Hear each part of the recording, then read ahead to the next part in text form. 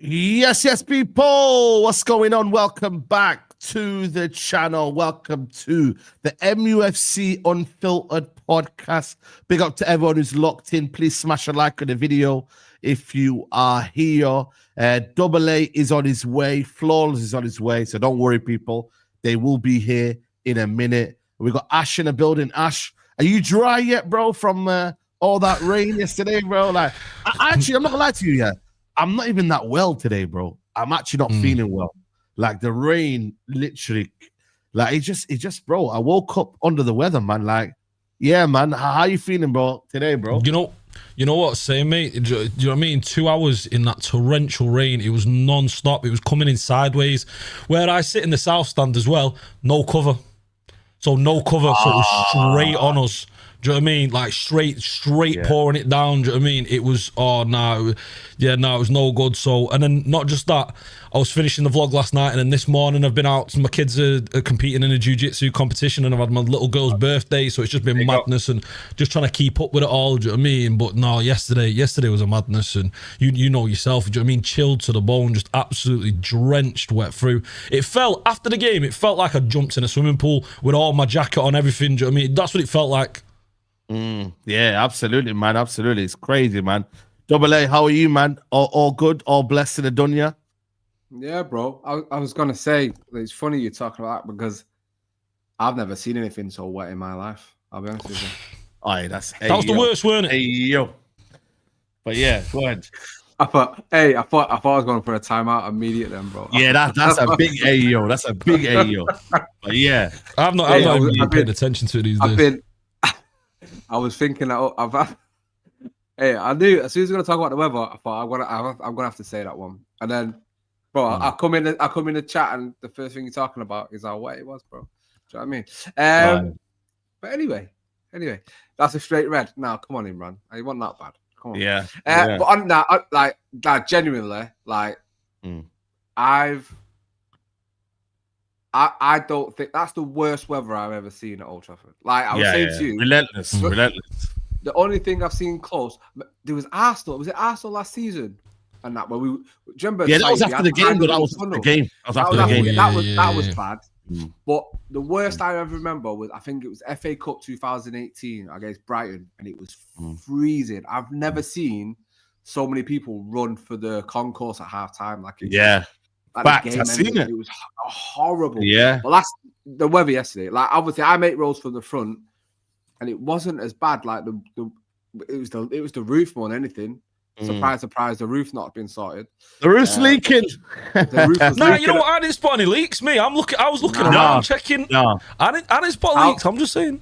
Sir Alex Ferguson, bro. Near us. It was on my shoulder. It was on my head. Listen. I'm saying, man, that's the thing, bro. Jim Ratcliffe needs to sort himself out, man, and fix the roof, man. But by then, we'll be in the new stadium. Don't just blame him. The Glazers as well, bro. Yeah. Fair enough. But it's yeah, good man, to be here, obviously. Good Yeah, to be here. come on, bro. Best chat on YouTube, my twin Ash. And I'll see the boy Saeed, man. It's all good. Yeah, man. Big up to you, man. Big up to everyone locked in. Listen, we love Chelsea at home, man. What is it about Chelsea? Yeah, that we've can we? You know what I should say? Can we should have sang that song last night. Can we play you every week?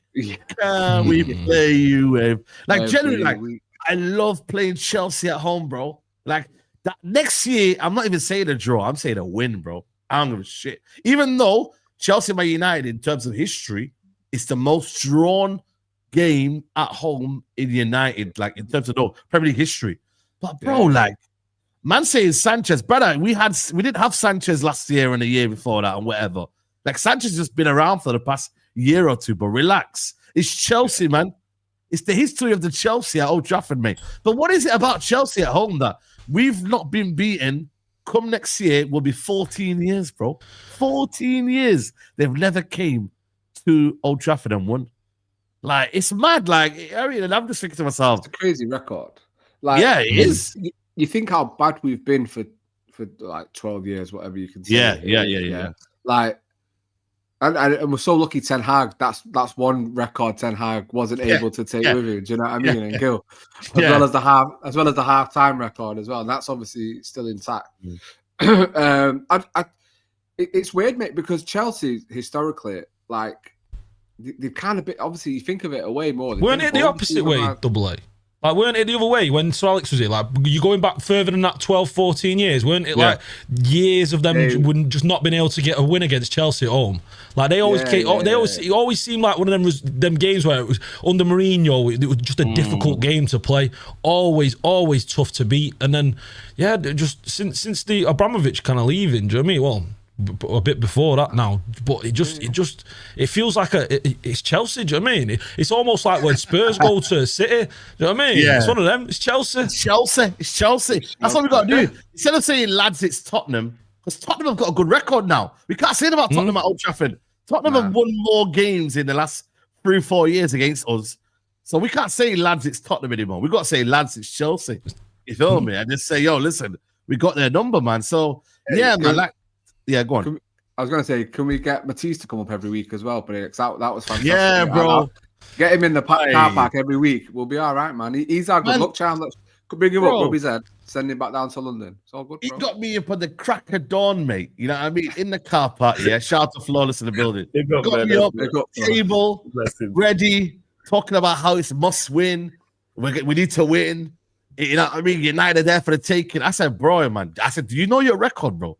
Do you know your record? Like, and I didn't predict a win, so I'm not going to be shameless. But I said, we're not losing. I said 2-2. You feel me? I was adamant a draw was what United were going to get, let alone get all 3 points. You feel me? What was it I was saying to that brother outside Old Trafford? You know, when we took cover, we stood next to them two female police officers, and that guy started talking to us, innit? And I said, he was like, oh, yeah, this. I said, I don't predict a game until the first 5 minutes. First 5 minutes, the keeper got sent off. I was like, okay. Yeah.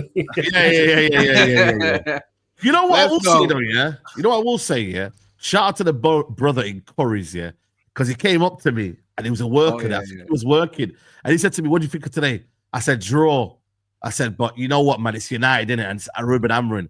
Then he went, oh, come on, man. I need some inspiration from you, bro. I said, inspiration from me, bro. Like, I need inspiration from the team. He said, nah, man. I watch your channel, innit? I need inspiration from you. And he went 2-1 United. So you know what? Whoever that brother is in Curry's, shout out to you, bro, because You said 2-1, and it was 2-1, isn't it? So hey, big up to you. Hey, let's not forget though, you almost crashed out on him on the guy's second day because they didn't have a little phone holder for you. Yeah, like, can't lie, bro. Bro, it's my second day. I don't even know where it is. Bro, you know what it is, yeah, bro. I've just got something against Curry's, man. Curry's, yeah, they're meant to be these tech giants. Curry, biryani. You do got. Bro, I'm gonna have a little minute. No, bro. I'm with it with Curry's. I'm with you there, Saeed. It's got nothing. It's got nothing, bro. Like, it's got nothing. Broski, yeah. I go into Curry's every time, yeah. I see it. It's available on store, etc., etc. I go in the shop, bro. It's never there. Never ever have I gone to Curry's. Why do you buy it online and then just pick it up? Brother. Like, you want it today, though? You want it today, flawless? I mean, you want it now? I'm saying you can get it today, though. Like, if you can buy it. No, but you can't. They say they got it and they've not. Yeah, bro. Every time I say, yo, is this thing available? Nah, we don't have it available, bro. Brother, you meant to be. So what are you looking for? You can go elsewhere for, I'm sure, the item that you're looking for. Not around that area though, bro. Like that white city, there's not much going there, bro. Okay, you get me? Yeah. Look at this shameless guy here, bro. Man saying you man a serious library. You man went singing, bro. Did you hear Chelsea singing? I didn't hear nothing about. Bro, I didn't hear nothing apart from Chelsea. I'm sorry as well. That was one of the. I think that was one of the best from the Stretford end. I think that was one of the best atmospheres we've had all season. I think they were. Yeah. It was decent last night. Yesterday. I'm sorry. I'm not having that about. How about you didn't get the points about out singing, bro? Is that the mentality now of Chelsea? We outsung you. Well, they won that, man. Let them up. They won that part. They won it, man. This is like The Voice or X Factor or something. They won. Yeah. You got to give them credit for that. They won. They won, man. Is that a mayor there? I'm sorry, Don. Yeah, man. I'm gonna see him tomorrow anyway, midday live. Yeah, I'm gonna see that, man. I'm a cookie for that, bro. Ask him to bring his song sheet and he can run through it. The chance he got. Yeah, exactly. That'd be nice. Exactly, man. Yeah, talking about that, you know what I mean? The United song for Garnacho was lovely as well. You know what I'm saying? So, yeah, I mean, hey, Saeed, I got the one before. I told you the one that I heard before in the concourse, not a concourse, under the tunnel. I got it wrong. So I told you it was Viva Garnacho, didn't I? It wasn't. It was fuck off Garnacho. Fuck off Garnacho. Oh, that was the first one. Amorim was right. You're fucking shite. Fuck off Garnacho. Hey, yeah. I'm here for that. That one, yeah, I don't think makes sense. But the second song, I think makes clear sense. Like that one there, like. But I said it doesn't because Chelsea do win trophies, bro. So let's not kid ourselves. The world champions, if that means anything to anyone, it doesn't. But, you know. Yeah, Are we world champions now? Are we world champions? Do you know what I mean? You know, technically we should be. Yeah. Do you know what I mean? This is shameless. If it's winner stays on, we're world champions right now. So. I'm taking it. Boy. You know, until next week when Brentford beat us, and then they're world champions. Are they world champions? So it goes back to West London. Yeah, winner stays on, innit? Yeah, winner stays on. Yeah. Like I said, but they weren't no winning champions when my man absolutely he kung fu kicked Bumo, bro. Like that was wild, bro. That's right in front of me, by the way, yeah. And he cleaned him out, bro. I don't know why there was a hesitancy from the referee. What was the referee doing, by the way? How is the referee waiting for VAR to confirm whether that's a red card or not? Did you man see the referee? Is he all right, by the way? No, I think they were seeing if there was cover behind from the defenders. They wanted to know if it was last. It's in front of you, though, bro. Yeah, but what do you mean last man? You can see the guys gone past the goalkeeper. Ain't nobody gonna be behind the goalkeeper, bro. Like, you know what I mean? Just stood there. There was defenders covering. Could have covered round, and it wouldn't have been last man. That's the only thing I can think of as to why it's taking a little bit of time. That's crazy though, bro. Like even that though, like just that alone, these referees are so cooked, bro. Like they literally rely on VAR now for everything, bro, and that is gonna make the standard of referee even poorer, bro, because they're just so influenced by what could happen versus what's happening in front of you. Like, focus on what the matter in hand is rather than what's gonna bail you out, bro. Like, you're meant to be there to referee. Like, what were you gonna do if there was no VAR? Like, are you just gonna Yeah, what's going on? We've been refereeing for 20 years. There. You said about focus. We know referees are bad. This is not. It's not a surprise. Referees, we know the refereeing standard is dreadful. They don't have to make calls now. They don't have to make calls. They can just go, I'm not going to call this, and I'll see if VAR picks it up. Do you know what I mean? They just kind of relax and they just feel like, I don't need to call this. Well, yeah. But let's not forget, after that, he had a fucking terrible game. He was horrible. Oh, horrible. He was a bad. That was a bad referee. And I think the only reason why I think about he maybe thought in his head he got it wrong with the sending off, right? Is because, and we'll probably talk about it. For me, and I'm not hearing anyone say anything otherwise, Casemiro should not have been sent off. I'm sorry. Are you mad, bro? Are you mad? That was not a second yellow. I think he got booked off his first challenge, right? He wasn't going around fouling consistently. So where's the leeway? Like, it can't just be, and it wasn't even that dangerous. It was a stupid challenge to pull him back. But yeah, nah, man. I didn't see his first yellow. What was his first yellow? I didn't see his first yellow. The first one was a daft challenge. Yeah, daft challenge. Both of the just mentioned it. It was a stupid nailed on yellow. Yeah, definitely. 100. They didn't nailed on yellow. Yeah. That was and careless as the second challenge, even though I don't think it was a foul or a yellow card. Yo, you play stupid games, stupid prizes. That's it. Didn't need to make either of the tackles. Again, I don't think the second one was a foul. I don't think it was a yellow card. But why are you? There was a slight pull. But he got the ball though. He got the ball.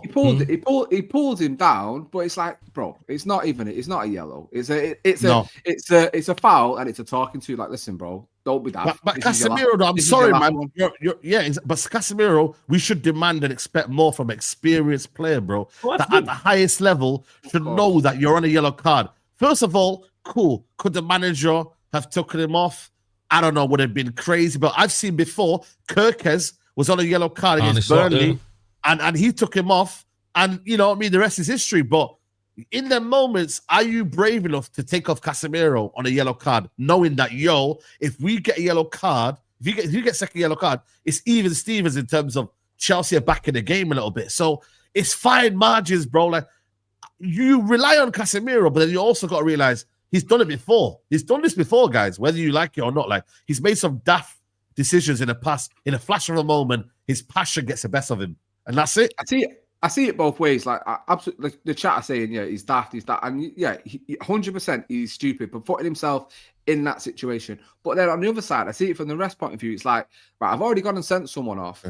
Yes, it's a stupid challenge, but is it worthy sending him off? Can I excuse it and say, listen, don't do that again? Like, and even not even speak to the manager, but it's like, get word to manager through the captain. If he does one more, he's off. It was like right before halftime. Yeah. And if he gets in at halftime, he takes him off, and it's like, you've already ruined the game, like by not ruined it, but obviously the game as a spectacle was gone after the sending off. Yeah. Oh, massively.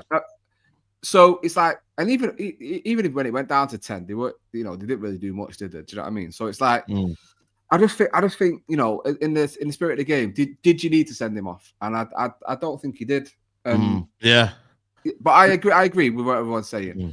Yeah, Casemiro again letting himself down, which he has done consistently since he's been here. Do you know what I mean? Like, it's just a standard Casemiro thing to do, innit? Like, it's just but if we know that, Double A.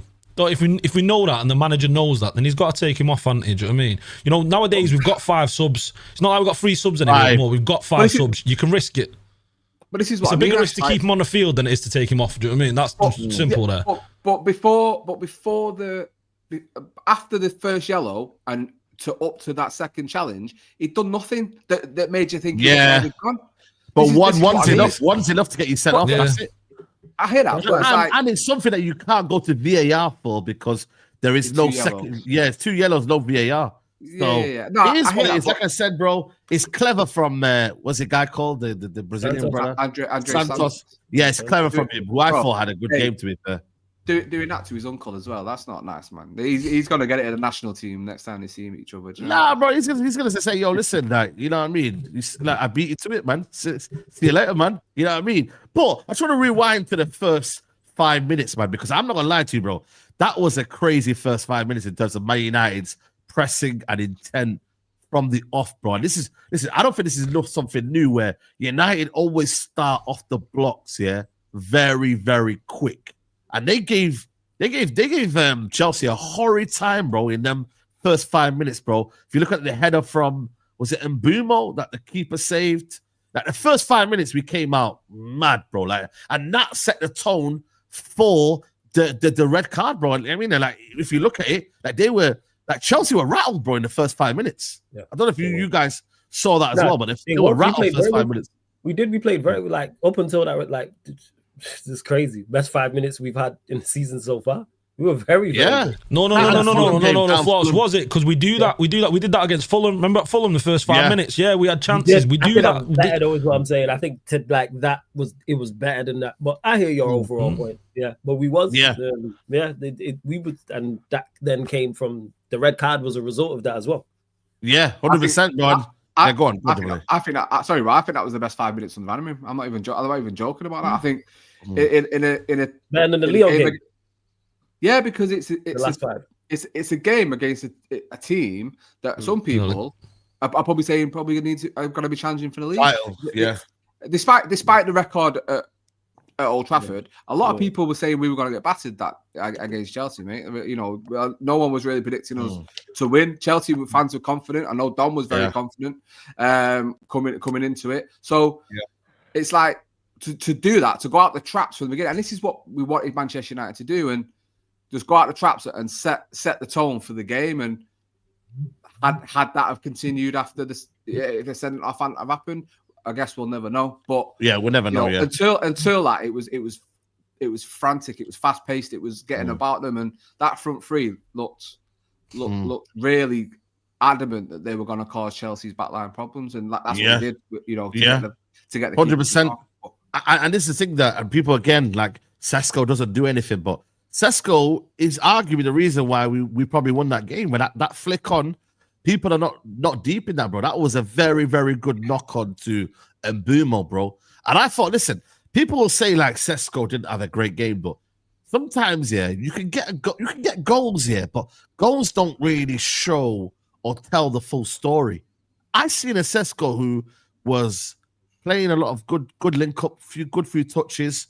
You know what I mean? Was holding up the ball quite well, running the channels, pressing well. Like people are gonna look at me and think, yo, like, yeah, cool. There was one moment where he should have played the ball first time. I don't know if it was to Bruno or to someone else, but he kind of he's talking about he should have went to the right and then he played it to the left. Bruno also did the same thing. I think I know Bruno, the scenario, the situation you're talking about, because they both did that. Okay, carry on. Yeah, no, I just like I said to you, bro, sometimes you can look at certain things and be like, you know what, man, like we failed there or whatnot, and and we're too harsh to criticize. Yes, he's not scored in 5 games, and yes, people would argue we paid a lot of money for him, but that knock on was a pivotal part in the game, bro. You know what I mean? To get the red card, and then obviously Mbumo quick off it, and then we get the red card, bro. So.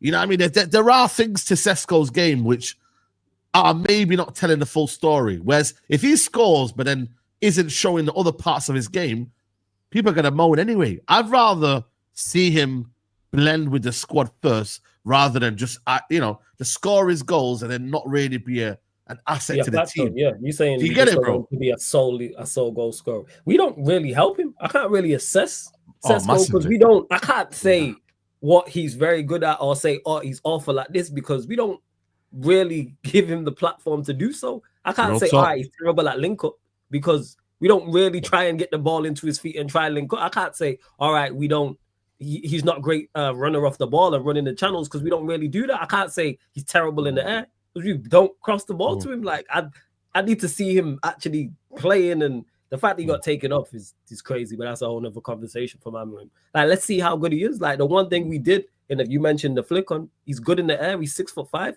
kick the ball long to him. Yeah, I don't know why and that's where the red card came from. Give him something to actually to actually succeed. That's where I'm at with Cesco. I can't even say whether he's that good or not. At his moment, it was nice. It was nice to see a striker win a header as well, because Haaland was never. Facts, bro. Win headers, man. He won a header, bro. Do you know what I mean? It's nice. Also, it was nice to see one of our goalkeepers actually kick the ball long and it actually hit the man. Like, Bayenda's kicking is not that bad, bro. It's not that bad. Bayenda's kicking, bro. I ain't gonna lie to you. It's just everything else is shit like that. So. Yeah, but his kicking is actually not that bad. You know what I mean? I'm being serious. Like his kicking isn't that bad, bro. Like it's a bit refreshing. You wish it was like an American football where you can sub in a kicker. Yeah. Yeah, like I said to you, bro, like it's one of them ones where the problem is with Cesco is that he had one touch in the opposition box, bro. And that for a striker is criminal, bro. A striker for Man United to have one touch in the opposition box, bro. It's not good enough, man. That's what I'm talking about in regards to like service. How can I say 8 touches in the game? 8. Yeah. But that's criminal, bro. Like, broski, and this is the thing, yeah, where when I say United, I was underwhelmed by the performance, and I think a lot of people might look into this result a bit too. Honestly, you can't really. It's a win, and don't get me wrong here. Enjoy your win, put your feet up, relax. You've got a week off in terms of being bantered, yeah. But I do think we let Chelsea off bare, man. Like, we did it. We should have put them to the sword, bro. And for your striker, yeah, not to be feeding off like Chelsea's. You know, the fact that we've got 10 men and not getting the ball in and finding him and doing whatever. No shots, nothing, bro. Nothing. Everything you're saying, Saeed, there tells you about the performance. How you a man up and your striker has 8 touches. Yeah, bro. Yeah, that's real talk, man. Real talk. How are you a man up and your manager has? I'm sorry, your manager. Your striker has 8 touches and he has one of them in the penalty area. Yeah, it goes to show that he wasn't playing. But again.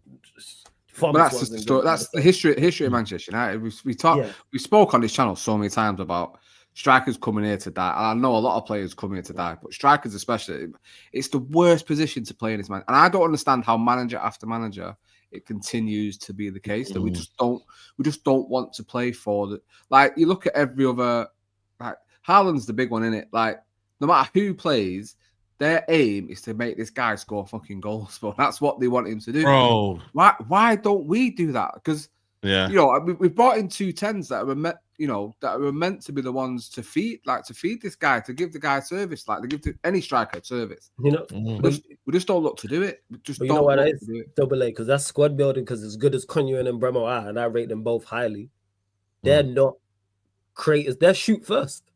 You don't get 20 goals and 14 goals being assist first. Like, attackers, like, it's a balance thing. Like, and some attackers are, whether it's strikers, wingers, goalkeepers, strikers, wingers, 10s. Some are shoot first. Some are more creating and assisting first. So if you're with Bremo, if you were with Bremo and Cunha, you need to. They'll create for themselves, but someone to create for them. They are not the creators at their seat. Don't mean that they don't get assists. That's a good point, you know, man. You know, that's a good point. This is why I didn't want Cesco. I'm like, you know who fits perfectly with them? Xerxes. That's his game. People, I know the chat's probably going crazy. Whether you rate him or not, hear what I'm saying. Eliminate Xerxes, like the name. I'm talking about from a profile perspective. Someone of his profile works with it. It's like saying, like when Liverpool had Firmino, Mane, and Salah. Mane and Salah didn't create for Firmino. Firmino was the other way around. And this is you're right. You're right. It's spot on. Like, and again, Cunha and Bremo are gonna get. Cause I know someone's gonna say, "Well, they'll get assists and they got this amount." Yes, they'll get assists because they're good players and they can go. But their aim, shoot first. They want to cut in on their favored foot, right for Cunha, left for Bremo, and score goals. Like Mattel, also, this is why I wanted Mattel. Yeah, that was my first choice. You know me. I was saying but I was just saying because this manager's so bad. This is what I meant when I mentioned Osherman. He don't fit with them too. But because the manager's so bad, I was saying just bring in talent, just bring in quality, and just let them figure it out. So that's where it. But surely we got to find a way of figuring it out because you can't just buy a striker for 65 million. Hold on a minute, and then complain. Yeah, the manager complained in pre-season saying we don't have a presence up front, and that was a diss at Hoyland, right? Yeah, and you can, but then not find a solution to get him involved. He didn't want Cesco. This is why he did want him. He did want him. He didn't want Cesco. I don't think he did, bro. I'm not saying he wanted him yet, but he did want the idea of a Cesco. Though. He wants a striker. Yeah, he wanted a striker. Yes, because he stated that. I'm saying he didn't want Cesco. Put it this way: if we were to sign Gyökeres is playing those first 3 games. He starts against Arsenal. He starts against Fulham. He starts against Burnley. The fact he's looking isolated for Arsenal. No, for Arsenal. No. Yeah. I'm not saying Gyökeres is whether he would be good or not. I'm just pointing out the manager's not. We know when this manager don't like players. Same way he don't play Xerxes, he don't play Maino. We know these things. Like he didn't want the fact that we've signed a player for that much money and he's not starting tells you all you need to. Same way if we would have signed Emi Martinez, for example, you think Lamens is going to be starting in goal. I mean, you think that? I mean, Bayern is going to be starting in goal. Yeah, facts. You know what? You got a point there, yeah. Like we don't like one thing about Amorim, he makes it crystal clear when he rates a player and when he doesn't. When he doesn't, yeah. Like we know he knows Mount. Mount's fit, he plays. Bro. You got a point, you know. Like you got a point, yeah. You don't want to do it. You can say something. There is a way around it, and some of you probably ain't gonna like it. But we put Bruno further up the pitch. But having Bruno so far back, I think if Bruno's one of the 10s, he starts to find passes. He starts to look for Cesco. But having him so far back, in parts of that game yesterday, how is the lit more advanced than fucking Bruno Fernandes in up the pitch? Yeah, no, man. Underlapping centre back, man. That's the evolving system that he was talking about, man. Hey, Pep's watching that thinking, shit, I've missed a trick here. What's going on? The underlapping centre back. Oh my god, underlapping centre backs, yo. Never like this guy loves the centre backs, mate. He wants centre backs to do it. Like even he's saying about. We miss Martinez. We need him back in the team. Listen, this guy just wants his centre back, the three centre backs to be the stars. I mean, that's why Maguire comes on after 60 minutes to get a goal, isn't it? Do you know what I mean? Like this is what this man wants. But I think Bruno needs to, obviously it's not going to happen, and we know this is the sword the manager is probably likely to die on. He needs Bruno further up the pitch. I think it's just and the goal is a good reason as well for that. Like he makes that run, you know what I mean, and then he gets a goal, man. You know what I mean? It was it Dogu header, and then Bruno just peels off him, and then bang 1-0. And we need to score at that point, you know, because the more that game went on, man, the more like it would have been really, really like you know what, like Chelsea would have eventually found their little rhythm or whatnot. Because they did when it went 10v10, but that was a crucial goal there for United point of view. You know what I mean, trying to flood the box and get us 1-0 up. You know what I mean? And then the second goal was just, I can't believe Chelsea, bro, for that second goal because like they purely bottled it in a sense of the ball's in the air, the keeper's got to get there. Sure, fair play to him. He sees the moment, and then Casemiro, you know what I mean? He does what he does best in it against Chelsea, man. I don't know how many goals he's got now against Chelsea. It must be like 3 or 4. And 3. Like he likes a box crash, actually. He does like to box crash. He does. Decent on corners. It's an underrated part of his game, actually. Like he does. How many goals now has he got for United, by the way, in terms of his Man United career so far? Like he must be having easy double figures. Let me just check right now because definitely one of our highest CDM. Years. For a CDM, bro, like he's actually scored a lot of goals. That first season, 14. I think that first season he come and it was like the shackles had been off, and he was like, Real Madrid never let me do this. You should have crash the box. You couldn't believe it. It's like, I can get up, I can just do this. Okay. That red kick against Bournemouth, wasn't it? Yeah, 100%. Do you feel like the game would have changed, had Maresca not made them subs, or do you think United would have easily been able to penetrate what anything Chelsea had and get beyond what they were doing? Like, do you think that changes from Maresca helped us, or do you think like how do you look at them changing? Because the way I was looking at it from my point of view is that Maresca thought we were Barcelona. Like, I don't know why he thought that, bro.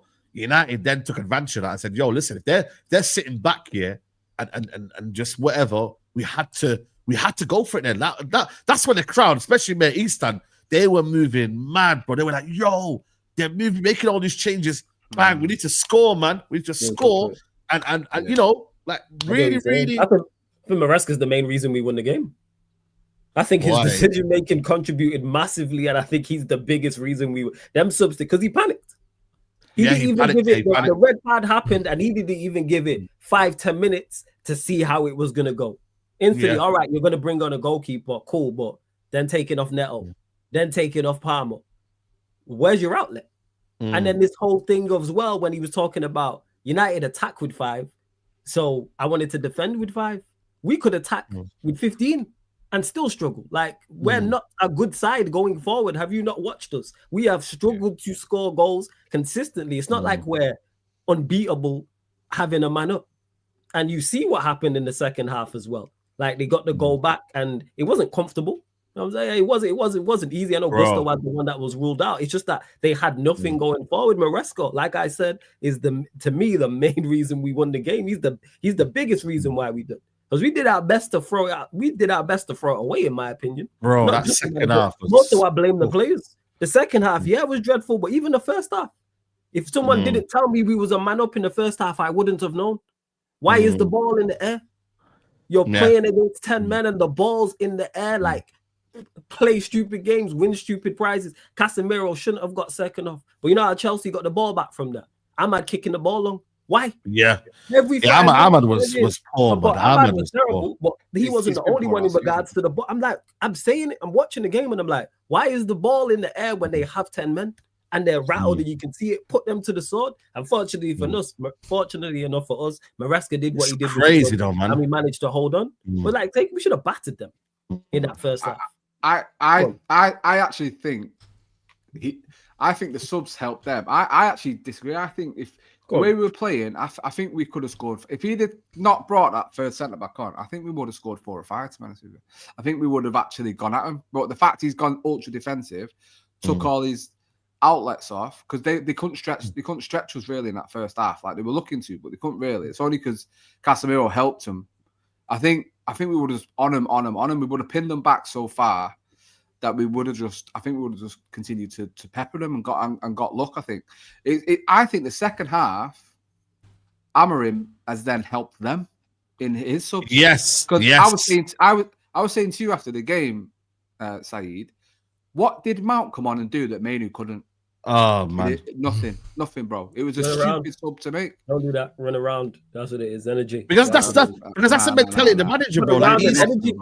That's it. That's the one thing that Mount holds over Mainu.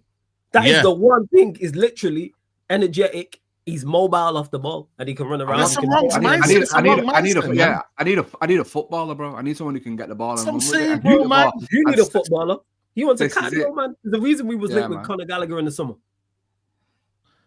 But you know, this is Amorim ball though, man. It's high pressure, high octane football with any lack of control, and that's the reason why he brought in Mount before Mainu. Even though Mainu, you probably think to yourself, Mainu is actually more disciplined on the ball to keep the ball, do what he needs to do, hold it, start making the game slower, start getting on the ball, bro. Because I'm not gonna lie to you, bro. Like, that brother that came on for them, the Brazilian guy, I keep forgetting his name. Is it Santos? Andre Santos. Yeah, like he came on and he started like moving nicely, man. Little 1-2 give and go. I'm like, bro, we've got that on our bench. Well, he don't want it, man. It was survive. Yeah, that's why we had 27% possession in the second half. Yeah. It was survive. That's what I mean, bro. 27. We had 27% possession in the second half. That was to survive. That's why if they would have kept them attackers on, we could have been in trouble. The way towards the end, the game was going in there. I know I was nervous watching. I wasn't like, we gonna see. Even at 2-0. No, I was biting my nails, bro. I never bite my nails, bro. You should be comfortable. 2-0 up. You should be comfortable. And they've taken off their best. It's not like now you know what though? Out there. Go on, Ash. First, I didn't feel comfortable. Do you know what I mean? Even down to 10 men. Do you know what I mean? With Chelsea, I never felt comfortable at any moment. I felt like there was a break there for Chelsea all throughout that game. And you know what? You know what frustrated me? It sounds wild, but Casemiro gets sent off, and then Bruno's alone in the midfield for like 5 minutes. Did you see that? Alone.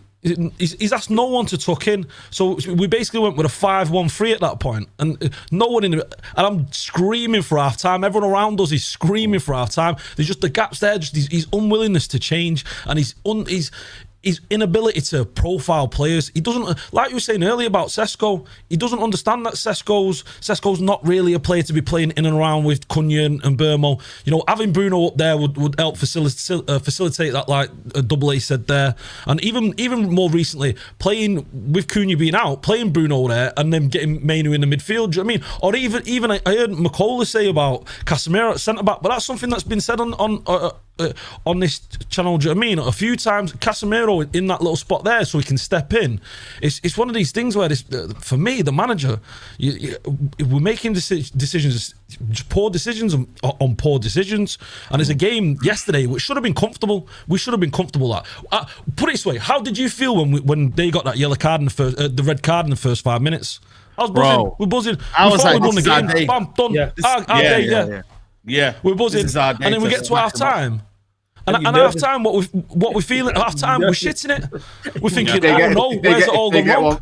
If they get one in the first couple of minutes, we're fucked. Literally, Ash, that was my exact feelings, and my entire panel was like, "This is not. We 2-0 up at home, and it's not. This is done. It's oh crap. This is far from over. This is a fight. And if they do score early, we could be in trouble. Even though they scored late, we could be in trouble. And it was just again decision making from everybody. In particular, I don't trust Amorim to do anything, so I don't even look at him to do it. But I'm looking at the players to do certain things. When you are up a man, like yo, just keep the ball.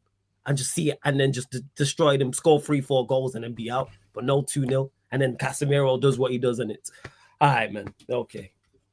Literally, my dad said, my old man said, we need a third to kill this off now. And then about a minute or two later, that's when Casemiro gets sent off. And you could feel around me, you could feel everyone just go, fuck. The last thing we need now is to. Again, it's United. This United team just seem to want to put pressure on themselves all the time. Like I just don't understand it. Like. Why do we need to do it? It's such an easy game to play against. It should be an easy game to play against 10 men. We should be able to see the game out, create chances, and pin them back. That's what I was hoping for to do. But lo and behold, United be United. Have to do it the hard way, and just like say, experienced players just making stupid mistakes and not needing to do things. But can I say something to Ashley then? Can United fans stop wanting players to play in the wrong position, by the way? What the fuck are we going to do with Casemiro at centre back? It's just like, it's like Maguire. Centre back? Who said that? That's what you said. Other fans said McCullough said he wanted stepping into middle. Nah. McCullough's got to be trolling there, man. That's like Maguire being there, bro. He wasn't serious there, man. You can't run back. He'd be screwed. It's like We got too many there. Yeah, Martinez into midfield. No, thank you. I don't want that either. Do you know what I mean? Like, let's just buy players or let's just play players where they're fucking good at playing. Don't put Bruno back at 8 when he can't play there. Let's play Mainu in midfield because he's but Double A, this is what the manager's got us doing. Do you know what I mean? He's got us doing this because this system's shit. Do you know what I mean? We know this system. We got 2 in the midfield. We got 3 at the back. We're still playing 5 at the back when we're playing against 10 men. Like what we're doing? It's not an Amorim thing, mate. I'm sorry. It's not even Amorim because. They were talking about Martinez in midfield with fucking Ten Hag. They were talking about Lindelof in midfield with Ten Hag. Yeah, we talk about Lindelof in midfield with Ole. We don't buy midfielders, and this is the problem. So we're trying to pick round pegs into square holes. Yeah, we don't actually solve problems where problems need solving. We kick it down the road and think, oh well, next summer we'll spend another 200 million. Maybe we'll buy a midfielder then. It's ridiculous. Let's go and buy it. Show Baleba, by the way, who's stinking the place out right now. Yo, 30 million, Jan. Yes, please. 30 million, man. He's trying to lower his price, isn't it? Broski, I don't know, man. Yo, listen, he might be worth 30 million right now, but we're about to get him on a cheap one, bro. He's absolutely stinking it. I think, did he get hooked off again on? Jeez, man. Yo, Baleba, listen, man. Go try that with Brighton, man. Bro, we broke him, man. Let's see what's you know what I mean? We broke that brother, man. It's crazy. No, Brighton broke him. Don't blame him. We in theory broke him as well because we you know what I mean. We get blamed for enough things as it is. Don't put that on us. Like that's their business. That's nothing to do. We man. We inquired about a player. That's all. Keep your gal happy, bro. Just because I was flirting, it's not my problem. Your relationship's broke. Do you know what I'm saying? Like, man said to plant the seed and then she got off. Yeah, you know what I mean. That's crazy. Yo, hey, she's the one sending me nudes on Snap, and that ain't my fault, bro. Chill. Yeah, that's crazy. Time out for that, man. Take time, man. But the thing is, he has a point with regards to people say, take a touch, man. He's not wrong. He's not wrong. He's not wrong. People say you broke the home, and it's like she held the door open for me. I hear it. I hear it. Free double A. Come on, free double A with that. Yeah. I'm with normally.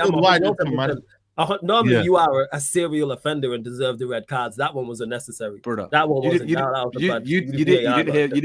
hear me. Yeah, that's 2 yellows. That's not a red card. That was 2. Yeah, you should have heard him earlier. Flawless. Do you know what I mean? When we started the stream, that's what that is. first line out of my mouth. First line out of my mouth, bro. First line, you know what? Fairs, then that's why I said you were a repeat serial offender. You're a habitual line stepper, Fairs. Yeah. Hear it, man. Nah, listen, I think there is that. I think for me, the problem is with Amorim, though, like he's in a box here. So he's in this box, right? And he will never step out the box. So this is why, for me, I still think that game was so underwhelming. Don't get me wrong. We're happy we got the 3 points here. Because always when you get the 3 points, you're naturally happy, right? But I'm not like, you know me, man. Like, bro, like, even when I was like cooking Chelsea, bro, it was more so like they can really cook the manager. You can't really cook Chelsea fans because Maresca effed it up, really. Let's be honest. So it's Maresca did an Amorim. So I'm like, yo, man, like, I wanted to see a little bit more from a 10 men. So then you could at least, even though if it's positive or negative, take that into another game and be like, you know what? Amorim adapted even with 10 men. He didn't even adapt, bro. And that's where I'm like, yo, bro, like, if you can't do it then, when can you ever do it, bro? And that's why, for me, it's like, United are not back. United are not wherever. And, you know what I mean? It's still, for me, still warning signs in terms of what Amorim's doing. You feel me? Like, that's where it is, bro. I don't think it was a tactical masterclass. I don't think it was anything. That's why the title of the video is, did we learn anything in our win against Chelsea? I want to put it out there to the people. Did we learn anything in the game? Or was it the 3 points and we move on?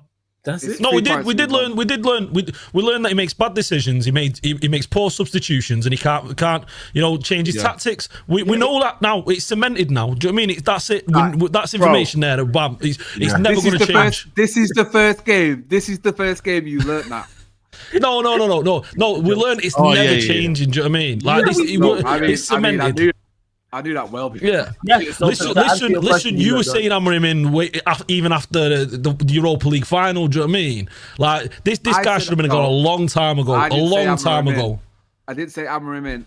What I said was I'm going to be on the neck of others before I'm on the neck of him. That's what I said, because others deserve to be called out more than him. Because again, I'll stand by it. It doesn't matter who comes into this club. Any manager comes in, they won't succeed, bro. And I don't care who it is. None of them will. Even Thomas Moyes, Frank. See, I disagree with that. I think good managers, they come in. Good managers come in and they change the culture. So Alex Ferguson came in, changed the culture. Klopp comes in, changed the culture. Good managers, you look at would you say Amorim? Even would you have said Amorim was a good manager before he come in? You know what? I'd have hoped that he was a good manager. I didn't know enough about him. I would have said he was. Yes, sorry to cut you off. Yeah. Would you have said Ten Hag was a good manager before he come in? Yeah. Would you have said, yeah, of course. Skip him. Yeah, but good manager. There's plenty of good players out there. Do you know what I mean? And they can't make that step up to the highest level. And that's and it's just the highest level. Don't we have good players at the club now? We do. Yeah. But what I'm saying is with good managers, the moment you know they can't make that step up, which was evident, was clear last season. Okay, this guy can't make the step up. Right, then go. I've said it many times. Look at Abramovich. Abramovich was one of the best. The best at seeing a manager going, you know what, this guy's not working anymore. Get him out straight away. Next one, and he continued to win league titles. And Chelsea under Abramovich was the most successful club in the Premier League. Do you know what I mean? It's one of those weird in a situation here where we continue to back this guy, and there's no hope. Nobody likes this system. No one's going to Old Trafford enjoying watching us play 5 at the back with 2 in the middle. No one's enjoying that. Do you know what I mean? And we're not seeing any kind of production. There's no wide play in the football. We've got Cesco in the middle. We've got no wide players crossing balls in. We've got wing backs. And when do you ever see him cross a ball in? But they didn't do that on they didn't do that on the Ten Hag though, mate. Yeah, but that's because he's a bad manager. Because you make bad decision after bad decision. That's it. Yeah. I agree. All right. So let me just clear, because I don't want you to think what I'm saying is in defense of Amorim, because it's not, and I agree. He's being shown that he's not good enough for me and for all of you for the Premier League. I agree with that.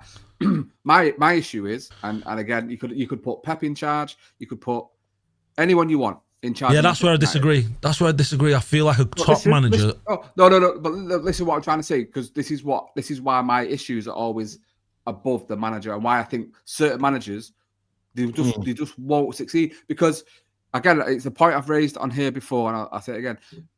you can't tell. No manager can succeed at a club when after your worst ever finish in the Premier League, right? You only sell one player from that team and deem that good enough to then get you higher up the league, because it's not possible, because a lot of this team needs to go. So it's on the owners to tell or to work with the manager. No, because bro, we're meant to be changing. We're meant to be changing the culture. This is what Ineos have come in to do. So they should see the players that aren't working. Bro, they're talking about giving Maguire another contract. I hear that. But what are we doing? Like where are we meant to start? The best of your book. Even if what we have isn't good enough to reach the pinnacle, which I do agree with, we do not get the best out of what you have. Because there's teams without our talent that are better than us. I agree. Player for player, there is so many teams in this league that talent for talent, if we had their players, we would absolutely riot every single day and talk about how they're not good enough. We spoke earlier about our midfield issues. Take out probably the top 2, top 3. Most people's midfield options are not great. I'm talking about overall, but it's how you utilize it. So now let's say, for instance, AA, you think United are the 7th best team in the league, for example. You know what? Finish 7th then. Be the 7th best team in the league. And then we can crash on the ownership for not giving it more, or whether that's 10th or 4th or 3rd or whatever. Yes, I agree. Being successful here is extremely tough, without question. But do the absolute best with what you have. Our midfield options are not good, but it's better than what it's showing. Because I see midfields that are not the greatest perform well. Much better. It can be functioning. It can be. You can't tell me that a midfield of Yates and Christie can work out. Right. Them man. How come Forest got it to work and they was in Champions League spots for the most of last season? If we had their midfield options, we'd be sat here saying the exact same thing. If Yates and Christie was our 2 central midfield options. I agree, but both entities then need to come together to improve everything. Why should he stick with that shit?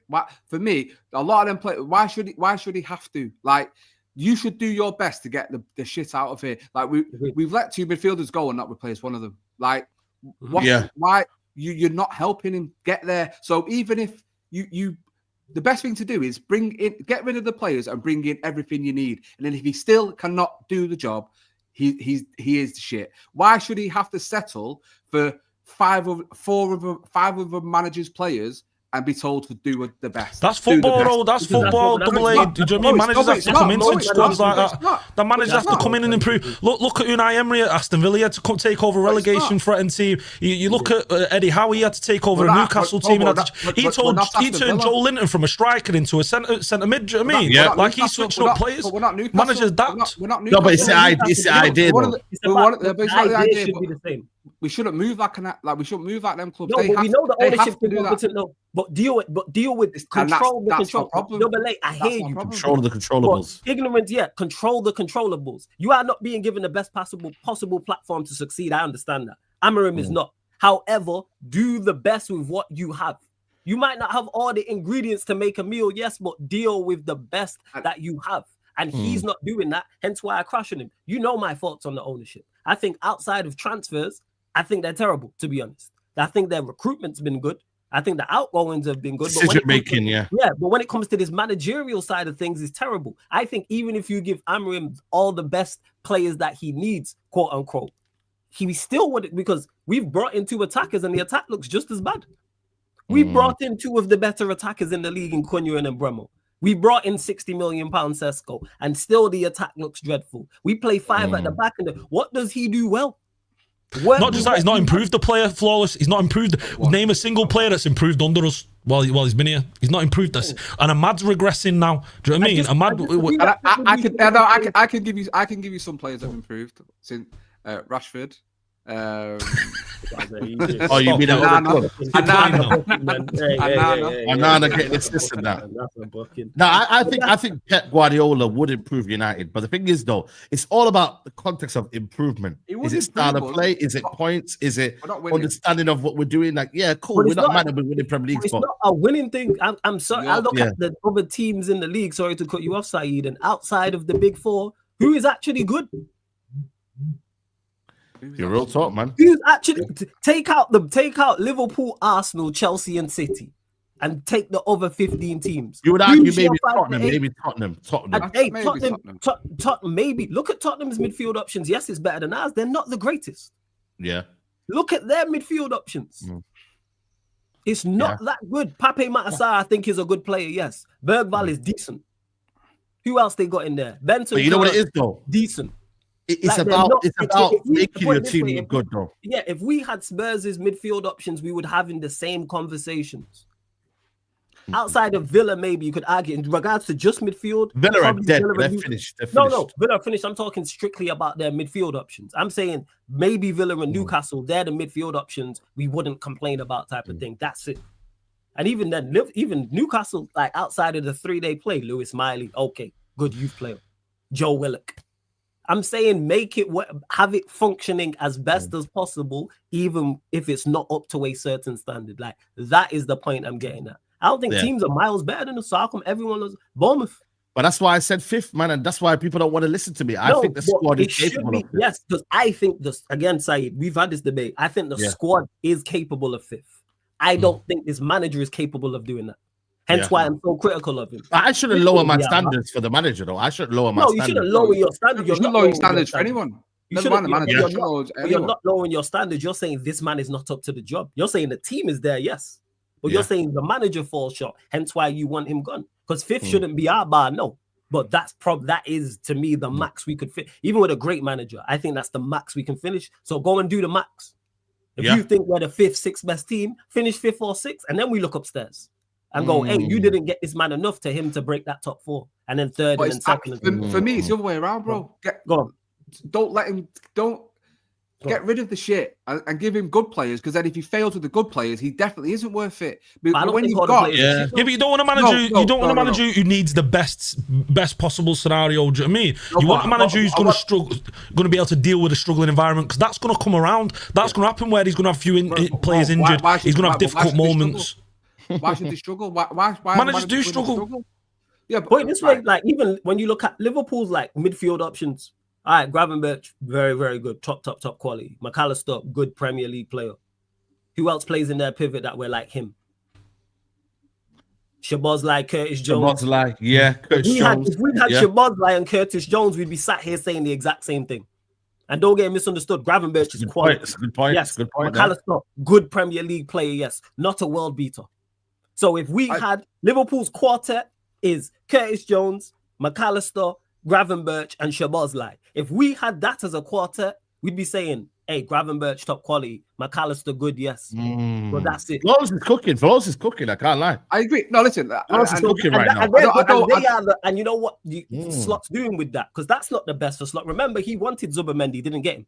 Didn't get him. Remember that he wanted Zubimendi. So that tells you that, yes, he probably wanted a midfielder. Bear in mind, they let a midfielder go in Harvey Elliott and didn't replace him. These things happen. Even at the highest level, they are chasing down a Premier League and the Champions League. They are the best team in the country, as much as it annoys me. And he's dealing with that. If you give Amorim that Liverpool team, that midfield performs well. Well, they didn't want him, so they rejected him No, anyway. but I'm pointing that out in regards to the difference of it. What people would be saying is, well, look at his midfield options outside of Gravenberch. It's only McAllister, Szoboszlai, and Curtis Jones. That midfield is really like, I can name you like Gravenberch and McAllister are the top 2. To be fair, Szoboszlai, we got to give him credit now. Szoboszlai has turned into a very good player this season. He's turned it around, Szoboszlai is that good as a 10. He's playing in the pivot. That tells you what you need to know about him. He's playing right back and he's looking good. There we go. He's playing right back. That's how good of a midfielder he is. He's out there playing right back. He's doing what the team needs, bro. He's just doing what the team needs. Yeah, 100%. Yeah, he is. But Szoboszlai didn't perform like that for us. But Double A, you're saying don't move players in different positions. Do you know what I mean as well? And they're moving players. No, I'm just saying he's doing a good job for his team. I'm not saying he should be doing that. I'm not saying that's where. But with right backs, that's where he's playing. But I just clear up, because I don't want the chat to think I want Amorim to, and I'm backing the manager, because I'm clearly not. What I'm doing is I'm ranking the problems, and for me, I think under the current ownership and with a lot of the squad, I think the manager is 3rd, and that's ever changing. But I think I will always be that person. I'm sorry. I know people call me Mini Nuruddin. It's always the greatest. It's always going to be. I will always bring it back to them. right? And then the players, because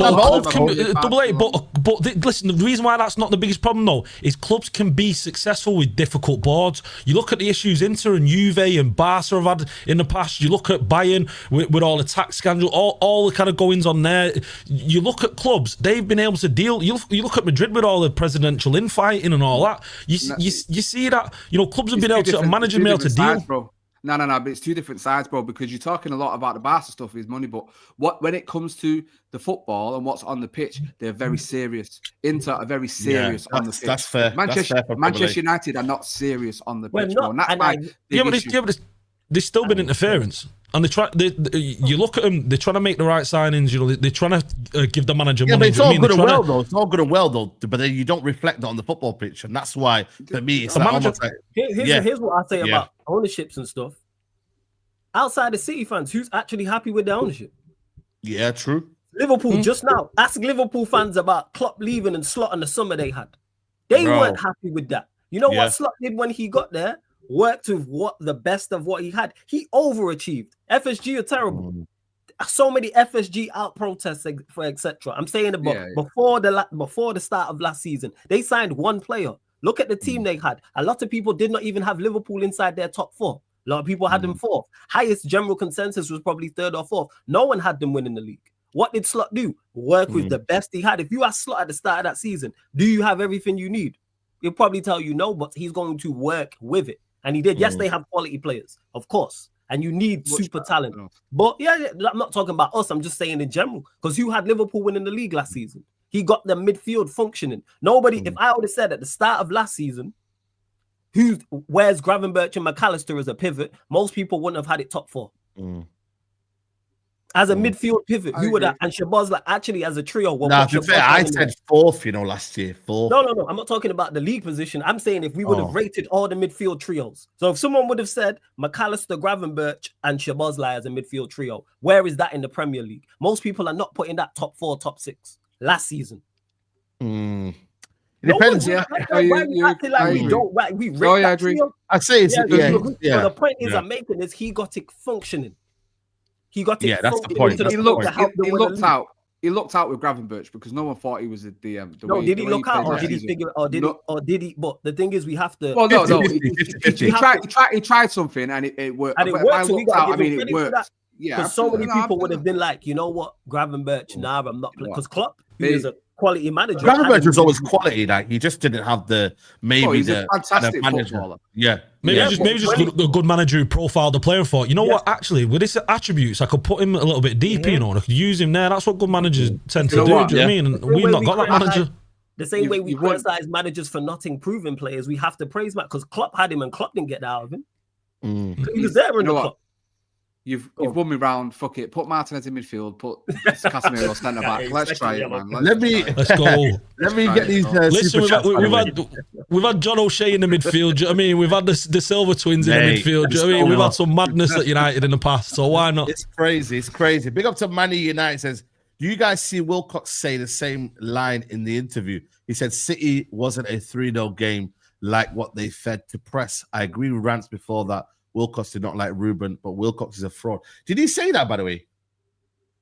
Did he say it wasn't a 3-0 game? That's crazy. Should have been 4-0, man. What do you mean 3-0, man? That should have been 4-0. Maybe you meant that. Maybe you're saying it should have been. That's what you mean. It's me going, well, a 3-0 game. It was could have been 10. Could have been 10, man. Yeah, that's crazy, man. I don't know what he was watching, man. But yeah.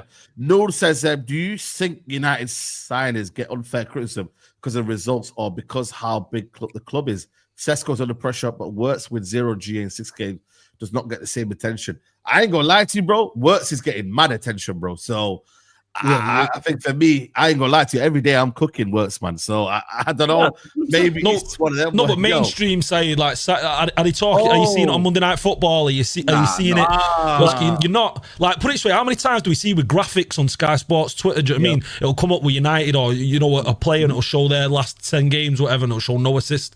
You've not seen one of them with Wirtz. Do you know what I mean? Here's a major reason why Wirtz is not getting that mainstream criticism because they're winning football matches. That's why. If they were languishing in 12th, you know what I'm saying, and 1-2 and lost 3, you guaranteed a £100 million signing. But when you win football matches, and in regards to the first part, he asked about unfair criticism. Yes, when you are at Manchester United, you receive unfair criticism because of the media circus that is Manchester United. You are under the spotlight 26/9. Everything you do is monitored. Everything you have said is monitored. Everything you do on the pitch, everything you do off the pitch. You heard Amorim mention right at the start. All these interviews, it was a surprise to me. It was a shock. He probably did more interviews in that first couple of weeks than he did in the entire time at Sporting. You can win a game, lose a game, and probably go about your business outside of like being in Portugal. Here it's worldwide. Not everyone's back to Double A's points about managers and good, but not all managers are built to deal with that type of pressure. It's thankless. Wilcox said it was a shock as well. You know, don't know if you heard that. He's been here. He's been a shock. He said it's a shock about the size of the club. He didn't. 100%, bro. Yo, listen. Hey, easy, man. You coming to Lions Den, man. Can I say on that point as well about the unfair criticism? Just jump on that.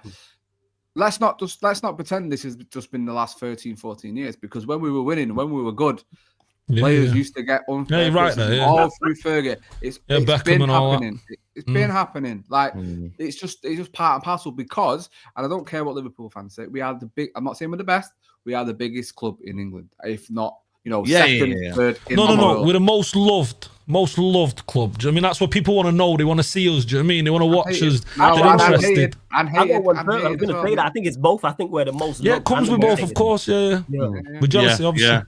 Lou says, Sorry, bro. I feel like every manager we hire is clean the mess of the previous manager and try to adopt a new style. Then we are stuck with this never-ending cycle. You know what? Yeah. Did you see Ruben Amorim's comments about we always complain about an identity, that we don't have an identity. Now that he's brought one, you know what I mean? It's like you're not backing him or something like along those lines. Without kind of paraphrasing, but did you see him? I never wanted an identity. That was all.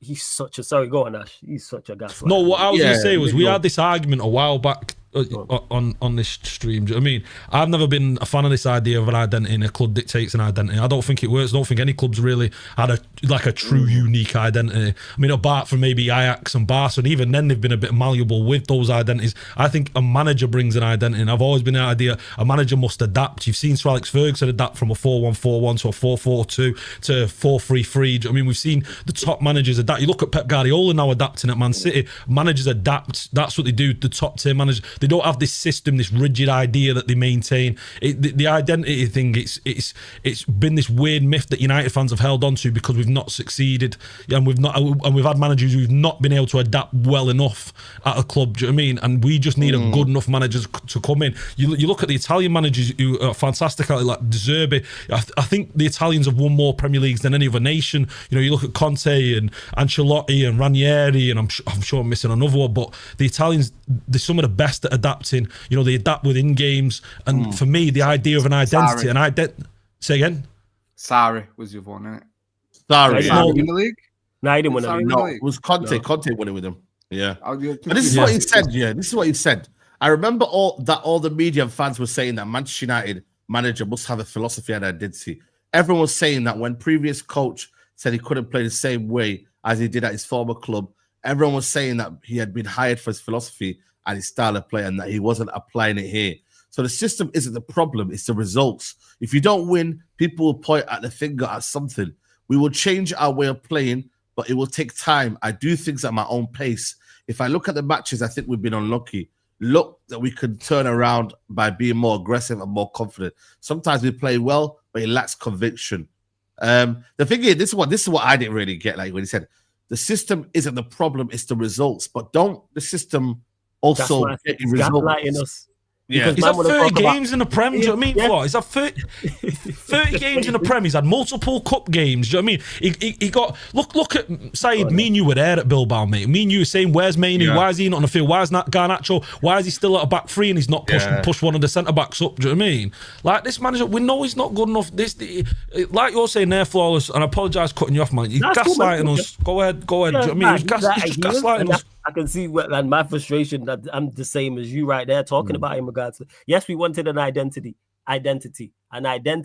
that works. We want a system that works, formation that works. Managers have to adapt. Yes, I think clubs should have principles. I think there's certain things they should have, like, all right, to be on the same page as a manager, but you're always evolving, always adapting. You know why? Because teams adapt to you. When you're the best team and you're dominant in your league, guess what? Teams figure out how you're playing and you have to switch things up. You mentioned Pep. Fergie did the same thing. You don't play the exact same way over and over. I think there should be certain, like I said, certain principles you have 3 or 4. And I think that then does help with recruitment as well. But you should have different ways of playing with the set of with the players you have anyway. So if you are going to play you can play 4-3-3 2 different ways. You don't necessarily have to play 4-3-3 the exact same way. Same with 4-2-3-1. Same with 3 at the back. Any formation it is. Or you should have different profiles for different situations. But he's just gaslighting us in regards to when he mentioned there about it's the results. Yes, because winning quiets down a lot of criticism. That's why the super chat. And he said, why is Wirtz not receiving the mainstream criticism? Because they've won 5-5. They've won the Champions League game. So people are just going to point to that. Same way if Manchester United had won 5-5, would we be sat here talking about Amorim and the ownership and recruitment and players not being good enough? Highly unlikely because we've won 5-5. We're talking about a guy getting a trim. Do you know what I mean? That's what we're talking about. Oh, by the way, yeah, I just want to say, by the way, listen. Yeah, what happened to him yesterday? Yeah, listen, that fan is an absolute dickhead for pulling man's hair, bro. Yeah, so big up to United Strand. Keep doing what you're doing, yeah. F these top reds, yeah. Keep shining, keep doing your thing, bro.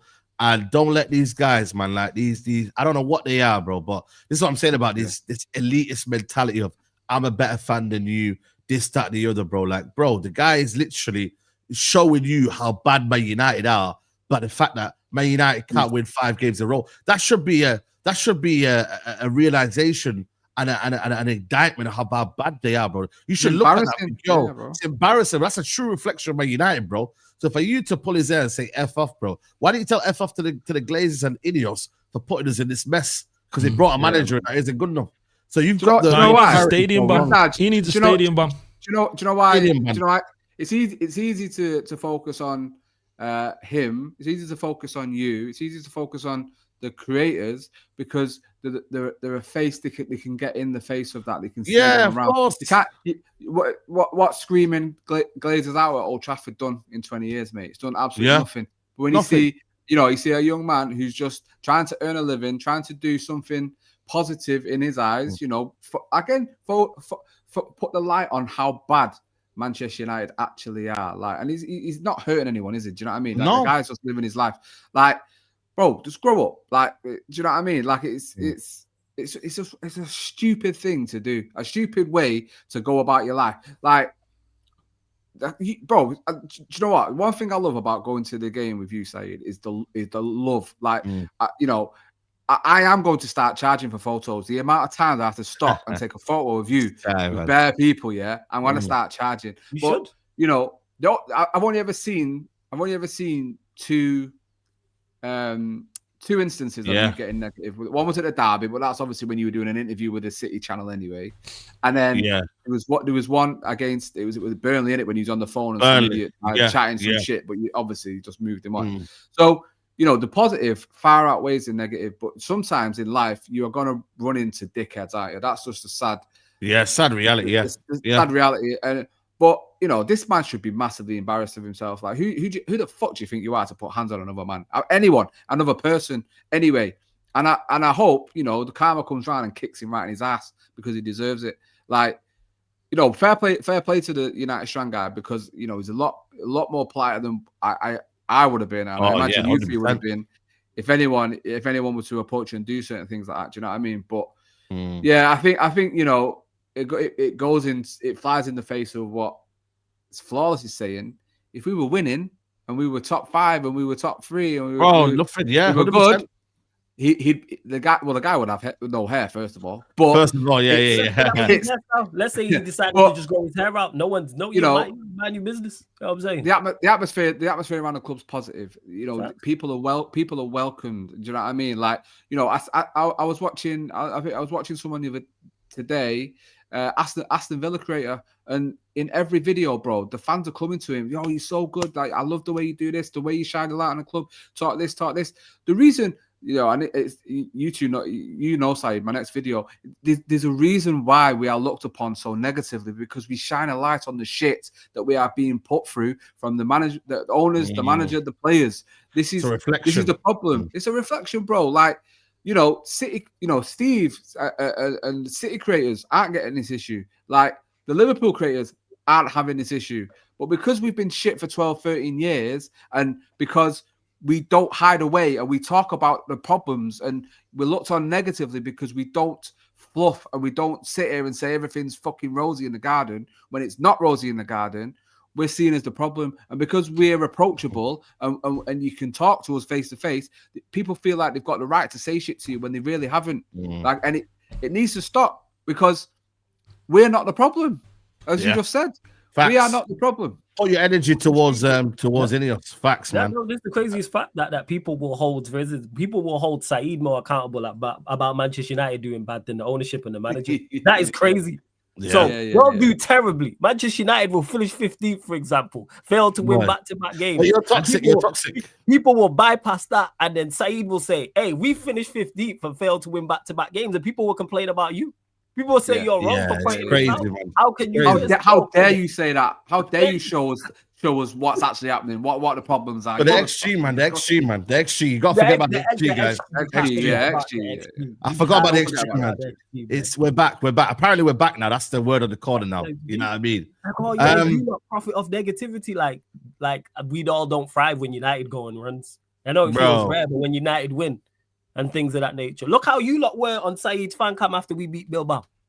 Brother, it was a madness in the car park, bro. Party in the car park. Party, bro. And Leon game as well, man. That Leon game. Yeah, Leon. Yeah. 100%, bro. Otherwise, I'm hammering out, but I feel because he has been so bad, people are forgetting that these players are just as bad. Yes, we brought in some good players, Cuddy and Bumo. Cesco, Le Mans are still up-and-coming players. We need to look at Ineos for more signings, not enough. Ineos looked at our squad saying how Amorim played and thought it could translate how. We didn't have a single wing back before he joined. We didn't have any midfielders who really suit playing in a two. Again, Ineos needs to take some responsibility for this. Yeah, I agree, man. I fully agree. Omar Barada is one of the reasons why he's still in. And Ineos, so far, I mean, listen, I don't know how much Fabrizio Romano knows about them yet, but he's just like, yo, man, they're apparently in training now. Apparently Jim Ratcliffe is watching the training now. He's in around the football club. He wants to work towards a solution rather than a sacking, which I'm not going to lie to you, for me, tells me nothing is imminent now. And I think for me, it's one of them where once they see European football, key word, guys, European football is not available, that's when they'll start to panic. As long as European football, which is the aim this season, not Champions League, I don't think so for me. It might be for all of you lot, but I think the aim for United this season is to get into Europe. That's what he really said, Saeed. He really said No, he said that, they're looking towards the solution. The solution part, he said, looking towards the solution. Yeah, he wants to know what's going on, how things are going on. What can I do to help you? You know what I mean? Like, don't he watch like us? Yeah, but I ain't the smartest. You know what I'm saying? I'm not the brightest football fan. I don't have to work in the sport. You can't see it's not working. Yeah, but this is why. Why does the car have to break down for them to realize, hey, maybe get a new car? I hear you, bro. I hear you. But that's why for me, now you can't, like, it's kind of actually pointless now looking at Amorim, even though we're going to talk about Amorim. But you got to look at the guys above. Like, they're enabling this, bro. So if therefore you say whatever you want to say about Amorim, but who's enabling this, bro? That's the question you've got to ask yourselves, man. So I look at it, Amorim's basically saying, yo, I'm doing what I'm going to do. Leave me to it and shut the hell up, basically. Because that's what his energy is right now, guys. If you look at his press conferences, he's now got to the point now where he's saying to the press conference guys, yo, this is how I play. This is what I'm doing. Let me get on with it. You wanted an identity, I'm doing it now. You wanted this. He's actually going back to, he's rolling the archives. He's gone to the vault and said, yo, let me go and find out what these United fans have been complaining about for the last couple of years. And now he's saying, yo, all of these things I'm doing. Yes, the results aren't there, but I'm not going against my principles. I'm sticking with it. You asked for a manager to stick to the principles. I'm doing that. So in his eyes saying, yo, I'm going to keep on doing it until you sack me or you tell me I'm not good enough. Has he not said that, guys? Has he not said I will continue? Yeah. So then really and truly, your energy now, it's like, bro, like, I'm trying to just now say that, bro, this guy's going to continue. I'm tired of actually blaming Amorim now. It's getting to the point where even me, I'm tired of focusing on Amorim because I'm like, bro, We know what Amorim's like. We know what he's about. But, you know, like, who's there to fix it? It's Ineos. So if they believe in it, it's going to happen for the whole season. If they don't, and they believe he's not the right guy, well, then you've got to make a decision earlier, because then that will result, or you'll see the consequences of that for the season in terms of our ambitions. You feel me? No, I get you. Go on, Double A. I was gonna say, bro, like they saw him finish 15th in the league after being, when he took over 4 points away from the top 4. I don't think him not getting European football means anything to him, bro. I think they're not like they can't just put everything down to the Europa League final. And I think he'll last the season. I don't think they'll get rid of him. For a manager to have the balls to say the Pope couldn't change the way I'm going to play, right? For him to say that and there be no repercussions to that is, for me, just shows he don't give a fuck. I'm here. What are you gonna do? I'm here now. Like, this is my way or no way, innit? And I think he knows. I think he knows Ineos or the owners or the board are scared to sack him because he's their man and he's the first man, and they're so worried about their perception within the fan base that I think they're too scared to sack him right now. And I think, if I hear him say, because it sounds like he's going the way of Jose, the way Jose ended, and it was just fuck this, fuck that. If I hear him say heritage once, I'm storming the pitch at Old Trafford to get to this match. If I hear him say heritage once, it's going to be mad. I actually think he feels untouchable. Like, even I saw he did a piece with Sky Sports yesterday. I saw that, and bro, it's just like I tweeted it and said, like,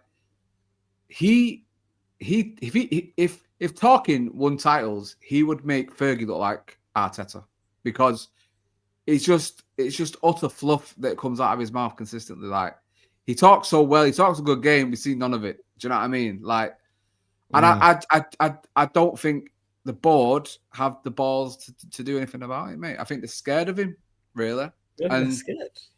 I think they're scared of him, mate. I just think they've backed him, or when I say backed him, they've stuck by him after the worst ever finish, and I think they'll at least give him the season. And I don't.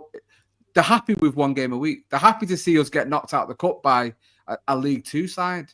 Like, where's the line? Where is the end point? Where's the bit where it's like, this is too much? They're watching 9 wins in 32 games. They're watching us concede more goals than we're scoring. They're watching us consistently play players out of position. They're watching us stink out stadiums around the country. But you know, to play devil's advocate, maybe they're looking at thinking, yo, if it clicks for him and if he turns around the corner, it would. No, where's the evidence? Where's the evidence? I hear that. The reason why I'm laughing, because you know what's crazy is that I think also that is a possibility, because I put nothing past them when it comes to the managerial side of things. They just don't want to admit they was wrong. That's my opinion on it. Yeah. They just don't want to admit that. But they're both playing stubborn. Because the thing is, we have previous evidence of this, because they did everything Double A just said happened under Ten Hag, and they kept him. We watched this. We are watching the same thing happen over. So we know with boards, you can gauge once they've had a manager, 2, 3, 4 managers, like where they draw the line. We've seen it with Ten Hag broke all records. Just because Amorim's been absolutely diabolical, don't remember that Ten Hag had us in hell. It's just that Amorim unlocked a new level of hell. You know what I'm saying? He was, hey, there's a trap door down there, and we just fall down it each week. But Ten Hag broke all types of records. There's that long list that was on Twitter. It's just that Amorim has made it worse, but with them, they just don't want to admit they're wrong. And they've got it wrong twice now. Because whenever they do sack him, everyone's going to go, all right, well, you better get this next one, right? People will start looking at their decision making. That's where it stems from. It's just, again, it's just shit. It's not even incompetence anymore. It's negligence. Facts. Yeah. Are they trying to save the money? But then they got money. We made revenue, bro. We made record revenue. Garnacho money. Rashford's wages. There's money there. I don't think it's money. But you've heard the 12 million they save if they sack him after November 1st. Yeah, true. So we got to wait till November then, isn't it, really? And Noah says Pep has the same identity, but he's not doing well so far this season. because of the quality of the players. I think the player defines how good the identity can be and not vice versa. It's a mix. I mean, it's one of them where, don't get me wrong, it can be to an extent, but not when you've got, 9 wins in 32. That's where the problem lies. There's a fine line between, he doesn't, you said the player defines how good the identity versus losing, week in, week out sometimes, you know what I mean? But I stand by, we've not actually seen Amorim's identity. The way, I always say it, the way he played the Sporting. Yeah, that's true, that's true. We've never seen it because he didn't play back 5 at Sporting. It was 3-4-3. Yeah. So the 2 wing backs were horizontal to the midfielders. We don't have that, United. They don't start like that. It's a back 5. Because pressure does that to people. We've heard this because we all watch boxing and MMA, and you hear it like people say, "Oh, such and such a boxer is phenomenal, inspiring." But then when they get under the bright lights and it's a pay-per-view and it's in front of a sold-out, they can't box like that. It's the same with Amorim. This is a weight class thing. At Sporting, did fantastic. Manchester United, we are watching him say, "Sack me."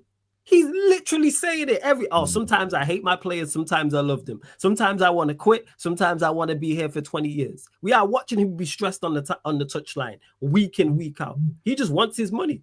Like, give him his bread. It's like man's in a marriage, and if he initiates the divorce, he don't get half. Like, just get rid of him. Simple as that. Like, I don't understand what there is. Like, this thing is going to click. When has a manager ever been this horrendous and all of a sudden it's clicked and he's turned it around for this length of time? Man's 9 wins in 32 games. Worst win. He has a worse win percentage than the manager that got us relegated. Yeah. There's nothing. The thing is, there's not even a glimmer of hope. There's not even like a shining light at the end of the tunnel to say, at least the tens are cooking. At least, the one thing you probably could say is that the centre backs look okay in certain aspects. You know what I mean? But not like Ash said, who's he improved? Who is on the up under Amorim? Who is he making look like a player that could thrive in his identity, in his system, in his way of playing? Not one player. There's nothing. Yeah. There's literally nothing this manager does that is good. Nothing at all. Mm-hmm. So in-game management, subs, what does he do? So at the end of the day, it goes back to what we've all said. He's come here and failed, and he's not good enough. So he needs to go. It is as simple as that when you look at it. He's not. He's. You can kick the can down the road, but all you're gonna do is from the start of the season to May is just waste another year, waste another season. And as a not even as a fan base, but as a club, do we deserve that? Are we that club now that it's just a case of there's always next year? Because you hear as soon as the window shuts, we didn't get a midfielder. There was already feeding to the press. Yeah, next summer we're gonna do a badness, guys. Fucking do it now. I will say? You know what I will say? The only players that I say is improving or has maintained their level is like players like Mazraoui. I think for me has maintained his level under this manager. De Ligt, I think, has been massively. But could he be better though? But could he be better? No, I genuinely think for me, listen, I don't think. To be honest with you, I think they played at a 7-8 out of 10 most games, man. Like Mazraoui and De Ligt have not really, apart from maybe last week in the Manchester derby, De Ligt and Mazraoui, I ain't gonna lie to you, bro, have been the constant maybe shining light in this dull Man United team, bro. Like the rest of them, you'll see up and down games, bro. Yeah, Maz has been consistent because he's just the ultimate professional. But I agree with you, Double A. Could he be? Yes, if you give him, if he can be consistent in this absolute shower of shite, imagine what he could do if we're just okay. Yeah. Imagine if we just had someone who was average as a manager and just set us up in an average way, the level that he could get to. Bear in mind, he's not a wing back. He's clarified that he ain't a wing back. Well, he's a right-sided centre back, but he's never going to play there though. Fullback, and this system he is, but in essence, he's a fullback. He's a right back, but he can still good enough to play right-sided centre back, right wing back as well. And I agree with you on De Ligt as well. But I think they're players who are just going to play at a certain level regardless. And look who you say. Look who you said. You took 2 defenders, bro. That's who was like. We got some amazing attacks. Get them fucking consistent. Get them doing 7s, because then we might actually look half decent team going forward. I don't give a shit about the ones at the back. Midfield and attack is. I need them looking consistent. That says everything again. Do you know what I mean? Like Jesus, we're in hell. We are in the trenches right now. 100%, bro. I agree with you, bro. Like, listen to me. It's one of them where I think the system is gonna be there. I think the problem is I'm actually been tired of even talking about the system as well. Like, is anyone just tired of talking about the system as well? Being tired of talking about Manchester United. If you dropped a message in the group chat and said, "Hey, pick a sport and we can talk about something else," I'm all for it. I'd vote yes. Yeah, because even if it's something I didn't like, if you was like, "Hey, let's talk about the PGA Open," I'll go, "All right, cool. Let's run some. I'm tired." Because you know what I want to say? I despise it with a passion. Because I think for me, the ability to not adapt here is far worse than the system. I think we're too kind of like fixated on the system, and even the journalists, man. Like, I think the word system is too much, man. Like, you got to tell this manager, yo, will you adapt? Will you look at other things? Will you try and get the best out of them? Like, talk about how players are not really performing, the metrics, the numbers. Like, that's what I want to really get into. Like, this idea of the system, yeah, cool. 3-4-3 is not great. It's not, you know what I mean? Like, but I also think his view of the 3-4-3, the idea that we don't really go for it, the idea that it is negative first rather than positive, you know what I mean? Like, our ability not to really smash teams. When was the last time we backed to the team, bro? You know what I mean? Like, let's be honest, bro. Like, today, like, for example, like today, yeah, Arsenal, Arteta deserves to get cooked today, bro, because this guy was a coward, bro, in the game, bro. He was. Again, bro. It was a coward, bro, today. So that kind of idea, bro, I have to keep the same energy with Ruben Amorim. Like, yo, you can't let the handbrakes, you know what I mean, off, man. Let them go and play, bro. Let them go and, you know, and score more. Build a mentality where there's a ruthless side to them, bro. You get what I'm trying to say, bro? The ruthless side to this team, bro.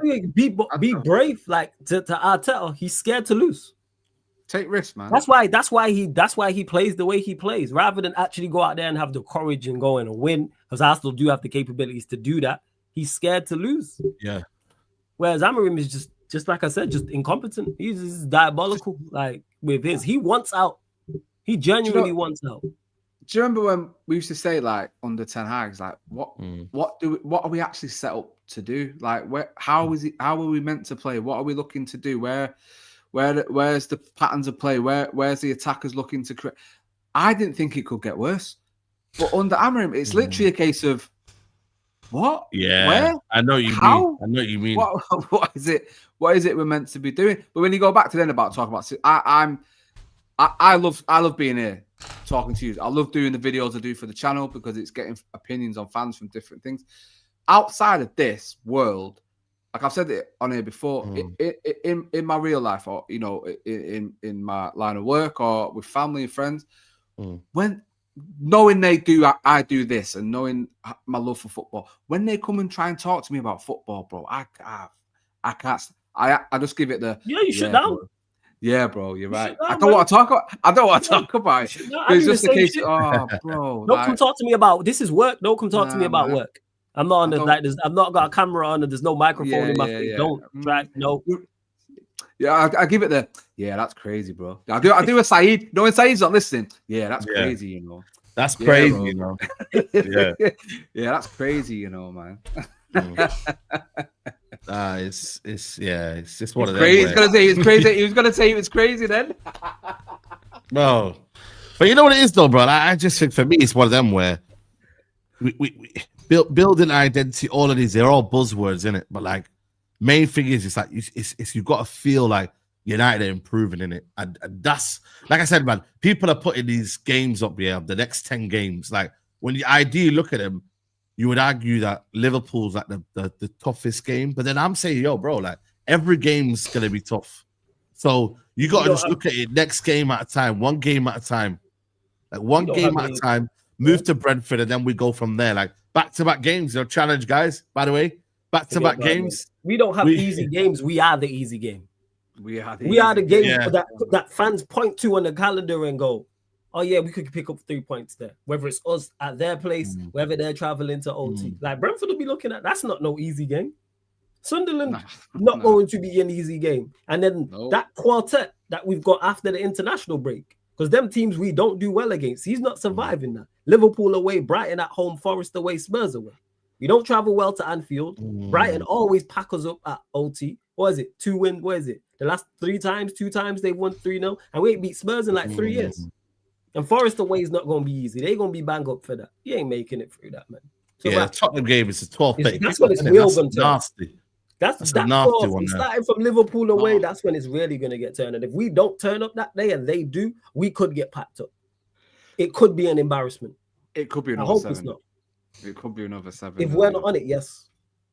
If we are not on it and they are on it, it could be 4 or 5. I hope I'm wrong and we go there and get a dub. Grizz might have to get blocked, on that day.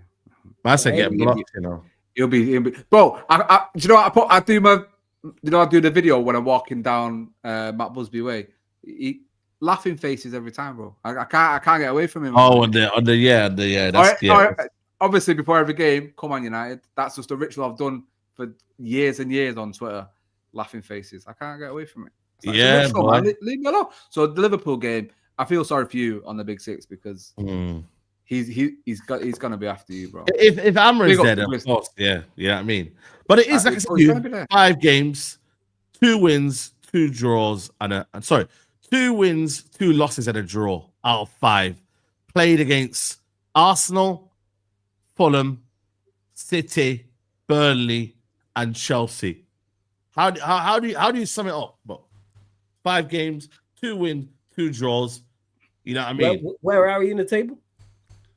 11th. To be honest with you, we're 11th. City won. We're 11th. 11th, yeah, 11th. Oh, City drew. Sorry, so we're 11th. So you know where I establish it. Where 3 points off to top 2, flawless. Okay, so we are. Keep going. So to answer your question, 11th. We are mid-table. 3 points. Yeah, mediocre. That's how I'd sum it up. Yeah, we're mediocre. Yeah, 3 points off Arsenal. There we go. 3 points off Arsenal, man. Love that. Yeah, mediocre. Around about where I thought we would be. I said 9th before the season starts. We're 11th. Second half of the season, we're doing a title charge. Big up Andy Tate, man. If you're watching, love Andy. Yeah, big up Andy Tate, man. You know what I'm saying? But yeah, 100%. Like, it's one of them where I think it's too early to be looking at tables, isn't it? You feel me? I think it's too early. But that record is of what you say, a mid-table club, which is what we are. So, it's middle of the road. It's been a weird season. I think everybody's not really like only Liverpool. It's only Liverpool, really. It's Liverpool that have got 5 in 5. Everyone else, really. Palace unbeaten still. Palace unbeaten, and that's the only 2 teams. Bournemouth doing really well as well. Yeah, Bournemouth 1 loss and 4, 3 wins and 1 draw.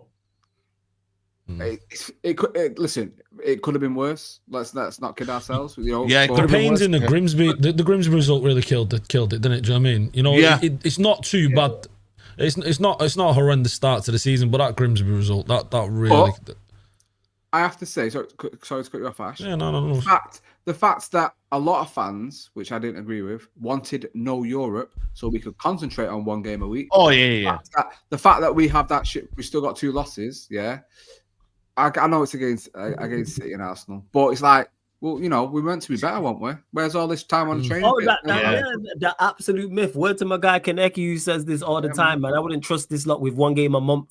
How, what we doing here? If you're a bad team, you're a bad team. If you're a mediocre team, you're a mediocre team. And this is all 1 game a week and training and preseason. I remember that conversation. Oh, we look so much better in preseason. And all this. And performances, there's ways to lose matches. We can lose to Arsenal and Manchester City. They're 2 of the better teams in the league. The loss is not. The Arsenal one wasn't too bad. It was a Man City one that was. But look at the Arsenal we lost to. Performance-wise, I'm talking about. Their performance was dreadful. And we lost the game. City, we was awful. Fulham, not good. Performances also matter as well. Yes, obviously results are as equally as important, but performances give you an idea of where you're at, and they should be one-offs. Like losing to City can happen, losing to Arsenal can happen, drawing games will happen. Perform. Arsenal just it's the way you lose. It's the way that there's a reason Arsenal fans are pissed at Arteta, even though they've just drew the game and got a late equalizer. Yeah, man. Because of the manner in which they played and how the managers set them up. Like that's why I look at the season and go, all right, what games have we performed well in? I'll give you let's say the Arsenal game we performed well, yes. When else have we performed well? We've had 5 minutes here and there, haven't we? Like that Fulham first 5 minutes, we look decent, but that's about it. Bro, man, we need to, yeah, man. Liverpool Grimsby horrendous. City horrendous. Burnley were suspect. Burnley we were good to an extent, in particular in the first half. Then the second half kind of tailed off. But Championship side. Yeah, like I said, bro, it's the fact that, like I said to you, man, that Grimsby game, and obviously Liverpool as well doing their thing as well, like just kind of running away with it. And obviously back end of last season as well for us, 15th Europa League, Grimsby, and then you know what I'm saying, and then also the manager being still stubborn and not really changing it and whatnot, and you can still see like the style of plays not improve. And so there's a culmination of stuff. Like I said, if you look at it from a different point of view, they might say, "Yo, well, tough start, and we're on 7 points." Would you have taken that maybe at the start of the season? 7 out of 15. That's on the flip side of it. Like I said, I know you're shaking your head for us, but that's what you know. Other people might argue. They say 7 points out of 15. Play that's City. What we fall into. Yeah, but that's what I'm saying. 100%. That's what, and we have to add in again. Performances matter in that, because let's say we was 12 in 15, and the performances were dreadful. I go, all right, it's been a great start, but it's not sustainable. If I seen a little bit more from performances wise, even if we had less than 7 points, I go, all right, at least those performances there, we was unlucky. Hit the post, hit the bar, etc. VAR decision went against us. Like there's other there's not, again, people just clutching at straws, because I think we're worse this season than we was last season, to be honest. I think we're worse. I think we're worse, genuinely. And this is the conversation I was having with Saeed yesterday on the way to the stadium. I think now, looking at where we are, who we are, and what we do, I think we all need a dash of realism in our lives. That we are a mid-table team. I think thinking of fifth, thinking of Europe, other than the Conference League, is ridiculous, because I think we very much are where we deserve to be. Yes, I think we deserve to finish 15th last season, and I think we will be looking between ninth.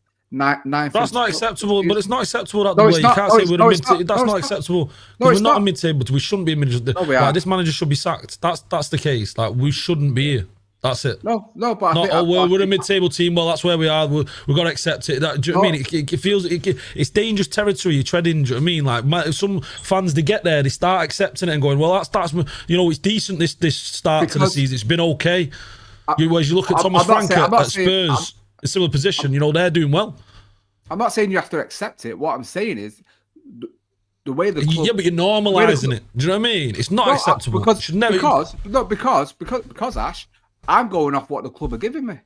That's why I'm just saying what they're portraying to me is that they're a mid-table club. Let's not forget, they were coming out that they were budgeting for Europa League for 4 years. That's what they were looking for. They're happy to be in the Europa League. So the club are telling me that they're happy to finish below top 4. So when they finish 15th and don't sack a manager and don't get rid of half of the shit squad that we've got, and they don't back him and they get rid of one player, they're telling me they're happy with 15th. I'm only going off what they're telling me. So a hint of realism is that, yes, we are a mid-table team. I don't want us to be. I don't accept that we are. And this is why I'm on the owners all the time. This is why I'm on the manager, why I'm on the players.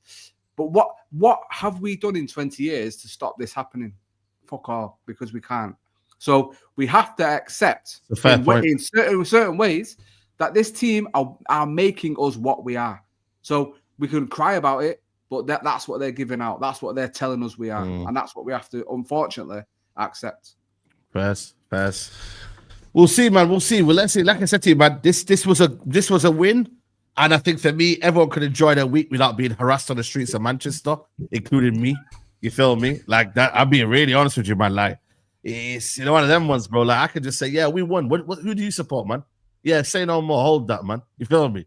So that's it, man. And then we move to Brentford, which is going to be a different game with different responsibilities, with different game plan, different tactics. 12:30 kickoff. It's all madness, and we just roll with it, man. We roll with it. Roll with the punches, man. Just see what we do and hope for the best. I mean, expect the worst and hope for the best. That's the way I'm kind of looking at it, guys. I'll be real with you, man. Get our wins, build something, and then move on, man. Because right now, like I said, there's no manager getting sacked anytime soon. So I'm not going to lie to you, bro. I'm just getting on with it. It is what it is. We move, man. That's it, bro. And we see where United go from there, man. But big up to everyone locked in. I don't think we're even on 500 likes yet, man. Let's get these likes up, guys, if we can. And we have 500 likes. Yeah, 486 likes. Let's get these likes up to at least 500 likes, people. That is the aim for the show here. Ash, big up to you. Your vlog is out as well. Good to see some goals in the vlog and that. You know what I'm saying? And, a win, man. Yeah. Do you know what I mean? Yo, a win, man. A win on the vlog. Do you know what I mean? The rain was a madness. I went to the Old Trafford pub, that new pop-up thing. Which is it all right? Is it all right? Nah, last one, I don't know. Yeah, last one. You know what? The only good thing about that, do you know Yard and Coop in the Northern Quarter? They've got there's a chicken shop, Yard and Coop. They've got the Yard and Coop shack there. Do you know what I mean? That's the best part of it. Do you know what I mean? You go there and they've got like limited edition, special like Old Trafford. I had the Stretford Fire chicken and bad boy, mega. But yeah, now vlog's up. Thanks for having us on as always. Saeed, pleasure speaking to the boys as well, Double A and Flawless and with a chat as well. You know, madness as always. But yeah, I appreciate it. So and we do it again. Yeah, definitely, man. Double A, big up to you, man. You got a video out as well. Let them know, man. Yeah, bro. Link to the channels in the chat. I'll put a link to the video. Yeah, like I said before, mate. I've never seen anything as wet in my life than Old Trafford yesterday. So don't kick me out again. Calm. That was it was. Hey, do you know what? Yeah, you're on mute, Flawless. By the way, I was doing my video. Obviously to put out. Yeah. There's one part, I think after the intro, it's the first bit I'm talking to, yeah. Bro, there's one drop of rain on my left ear just dangling, bro. And I kept watching it, I was like, rah, what the fuck is this? Like it was raining yesterday. Raining. Crazy. But anyway, big up to everyone that's watched, obviously. Big up to the best chat on YouTube. Big up to Saeed every single time, you know, opening his channel up to creators all across the world. Like the guy is just, you know, for me, I say every time, the best United creator there is. And I love the fact that we're friends. Love the fact that he allows me to talk on his platform each and every time. Obviously, my twin Ash. Not seen you at Old Trafford for a bit, mate. I was only when I see videos. We don't see anyone. We don't see anyone, bro. It's not him. Especially yesterday. I'm just getting in and out. Do you know what I mean? Forget about it. Just I apologize. Yeah. Again, sometimes that's I've not even seen. That's the best thing to do, bro. I've not even seen the brother yet. What's he called? Double A, the brother that tells us that we're gonna finish third this season. We're gonna finish second. You know what I mean? What's he called, man? He chills with Graham and that, and he's with Adam's lot. Yeah. Who is it, man? I'm not. You know what it is? Yeah. Normally you get that positive guy, and this guy has been positive for years. He's always telling me, "Yo, tell Nuruddin, man, to stop shouting." I say, "Yo, I can't stop that." And then he tells me, yo, we're finishing third this season. You know, you just need a bit of positivity. There's a bit of deluded positivity. Yeah? He brings you that, bro. But he's not even been around to even give me a bit of a cheer up, man. So wherever you are, bro, we need to see you at Old Trafford again, mate. And hope you're well, man. But man, I was like big up to you every time, Saeed. Obviously, my twin Ash as well. Like I say, it's just mad not seeing you, bro. That's all. And obviously, my hype man in Flawless. Bro, people apologizing to him in the chat. I'm obviously joking. Calm down. I've seen wet things before. Come on, like, bloody hell. Just losing their mind over a little joke. Jesus Christ. Hey, listen, Venetia's calm. She knows I'm joking. She knows what I'm like. But anyway, Venetia, man. You lot ain't new here. You know exactly what Double A is like, man. You lot know what he's like. I mean, FC Double A, the word FC, the word double and A.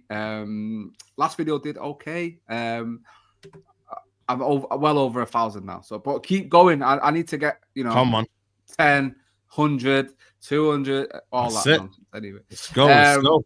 That's where I live. The video's pretty good. Well, it's more than pretty good. It's shit. It's mint. It's amazing. It's sick. Do you know what I mean? Yeah, man. Just consistently in it, putting videos out every week. Just come and join the journey in it. That's all I'm about, and see how unserious I am on videos, I guess. But yeah, big up to everyone, and make sure you're supporting these, man, because it's a pleasure to be on this panel every week. Yeah, big up to you, man. And we are going to be redirected to Flawless Sarcasm City TV. Yeah, it's a United Arsenal show, right? United Arsenal show, yeah. Some with Yeah, the big Arsenal, up, bro. they're not happy, man. You know what I'm saying? I'm Alright, speaking cool. before. Yeah, They are. When are they happy? When are they happy, man? When are They they are happy? fuming that today. I was like, all right, this is gonna be a good show. So if you want to United fans, you want to see someone else's misery, because misery loves company, make sure you check out the show. But yeah, first and foremost, you know what I'm saying, shout out to Jamal TV for having me. You know what I'm saying? Come on, bro. User about that, but I appreciate it, man. All jokes aside, I appreciate you having me on the platform, like Double A says. So for real, because man, I genuinely enjoy the show. Big up to Double A, Ash, because this is genuinely better than games for me. I look forward to the show more than I actually look forward to watching Manchester United games as well. But you lot, run up the likes here, hit the subscribe button like Saeed mentioned there, Sarcasm Saeed TV. Subscribe to the YouTube channel, road to 16K, so we're trying to get there. Come on. Big up, bro. Big up to you, man. Big up to you, bro. And big up to everyone who's locked in as well. You get me? Saeed TV is on a mad journey right now as well. You get me? You're approaching 200K, man. You getting there? How far yeah, you bro. 200K. We're about 7K away. 7K. All right, so you gonna get that probably when United lose to Brentford. You'll probably hit that. What's the plan, man? You need a 200. You need to do something. What I'm gonna do? I'm gonna get some fireworks and that. I'm just gonna go mad. Old Trafford fireworks. Do party. something. Yeah, biryani party. Everyone's involved. You know what we could? Yeah, dude, that's gonna happen. Biryani party, bro. We're gonna have a biryani. Everything's on me. 200K. You feel me? You gotta do so. Yeah, that's good, man. You gotta do something to celebrate, because that's not just something like all jokes aside. Like reaching 200K is a ridiculous achievement. That is the speed in which you've done it as well is mental. Bro. Yeah, I swear that 200K one was just like 2 weeks bro. Bro. Listen, man. So we gonna you know what though? You know what I would say as well? It's not just 200K, it's all the other thousands that he adds to everyone else. Do you know what I mean? Like the amount of people he lifts up, and do you know what I mean? It's madness. So I appreciate it, Saeed. I could personally do with a few more thousand though, Saeed, if you want to throw some my way. I'd appreciate that. Yeah, bro. Listen, subscribe to Double A's channel, man. People, make sure follow Ash as well. Follow everything he's got going on, but subscribe here and run up the lights. Because like I said, 200K is that's not no minor thing. We're not just brushing over the fact 200,000. That's ridiculous. And then like the Double A said, the speed of it as well. So big up Saeed every time. Yeah. Also, Big Six as well. I think they're less than 20 away. 28. 20 away. So if you lot in the chat, not subscribe to Big Six as well. Subscribe to Big Six, because they are literally, we are literally like less than 20 away from 100K. Okay. Hey, can I say as well? Love the fact you're getting Jordy on the watch alongs as well. That's Jordy. Yeah, Jordy's a top guy, man. Jordy's a big good guy, bro. So yeah, it's meant that you're getting him on. Jordy's a class guy, man. He's a top guy, man. So man, I like that mix from them. I love From My Left, so it's a big channel I watch. So seeing that collaboration, yeah, bro. Listen, From My Left, they might have to shout me, man, because a few people they want me on there. On the other podcast, you know what I mean? Oh, really? Filthy fellas. Really? Yeah, man. So about you know what I'm saying? Yeah. So anyone trying to block so if you welcome me with open arms, I'm a see what's going on. The amount of people that Saeed allows it, because he could just keep the shit to himself. Yeah, daily, just himself, but he opens his platform to us three here and many others as well, and it's helped us tremendously. Saeed had me on before I had a K. Appreciate, man. You had me on my channel before I had 1,000 subscribers. What are we doing out here? Like, nah, man. Yeah, man. Yeah, you can't be blocking people's blessings. Ridiculous. Yeah, no, you could never. That's why I would never block anyone's blessings. I said anything in life, like I would never do that to anyone. But listen, some people have different morals, and it is what it is, man. But listen, people, let's go head over to Sarcasm City TV. I'll see you over there, people. See you in a second. Take care. Peace.